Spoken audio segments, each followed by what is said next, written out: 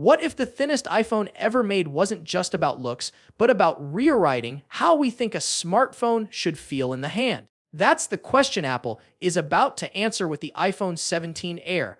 It's slimmer than anything they've built before, lighter than you'd expect, and yet somehow powerful enough to stand toe to toe with the Pro models. But here's the part that's blowing people's minds. Apple might be digging into its history to bring back something we haven't seen in over a decade. And the twist? It might just change the way you use this phone every single day. Welcome back, viewers. James here. If you're into tech that's sleek, bold, and full of surprises, make sure to hit that like button, share this video, and subscribe because we've got a lot to unpack. So what makes the iPhone 17 Air stand out? For starters, it's unbelievably thin, just 5.5 mm. That's basically 2 credit cards stacked together, yet it still manages to pack in a 6.6-inch Super Retina OLED display with 3000 nits of brightness. Apple's calling it their brightest non-Pro display yet. And the kicker is that it finally supports 120Hz refresh. It's not the fancy LTPO version that adapts automatically, but trust me, it still feels insanely smooth. And while we're talking about thinness, there's already buzz about how durable this thing will actually be. Early whispers suggest Apple's new ceramic shield glass is tougher than ever, but thinner phones usually come with one big worry: cracking. Remember, benjate. Yeah, that's a concern people are quietly asking about again.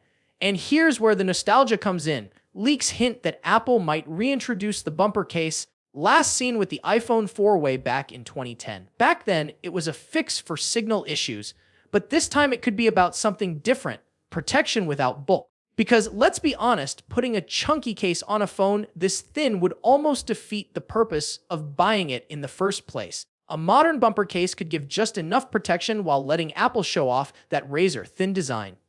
Would you use one? That's a debate waiting to happen.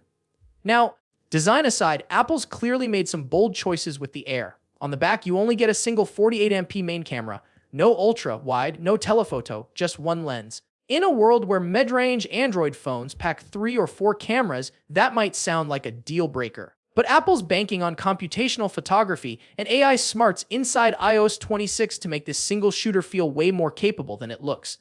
On the front, they've done something new too. For the first time, the selfie camera is pushed to the left inside a 24MP punch hole. No notch, no dynamic island. It's a clean, minimal design choice that sets the Air apart from the rest of the lineup.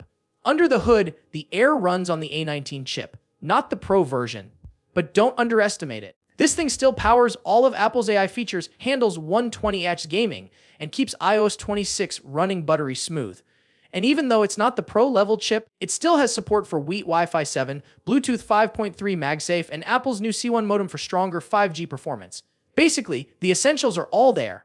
But here's where Apple might lose a few fans: the battery. At 2,900 mAh, it's smaller than almost every competitor, including Samsung's Galaxy S25 Edge, which sits at 3,900 mAh. That's potentially hours of difference in screen on time.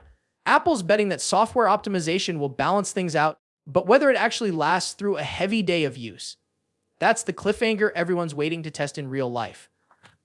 Now, let's compare quickly across the lineup. The standard iPhone 17 gets the A19 chip, dual cameras, and finally a 120Hz LTPO screen, starting around $80.50. The Air, bigger screen, thinner design, single rear camera, priced closer to $19.50. The Pro gets the A19 Pro chip, 12GB RAM, and a powerful quad camera system with periscope zoom, starting at $1,350. And then there's the Ultra, a massive 6.9-inch monster with the biggest battery and all the Pro Max bells and whistles, starting at $250. So why make the Air at all?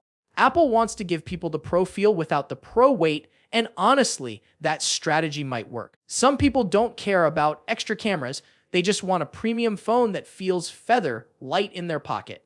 And if Apple really does bring back the bumper case, it could spark a nostalgia wave that makes the Air stand out even more. The real question is, does Apple's bold gamble pay off?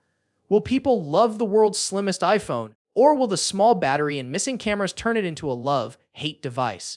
Personally, I think this is Apple's most conversation-starting iPhone since the notch first appeared on the X. And with September right around the corner, you can bet Apple still has a few surprises tucked away. Maybe a new color, maybe a hidden accessory, something to make the Air even more talked about. One thing's for sure, the iPhone 17 Air is about to shake things up. and I'll be covering every single update the second it drops, so stay tuned. You won't want to miss it.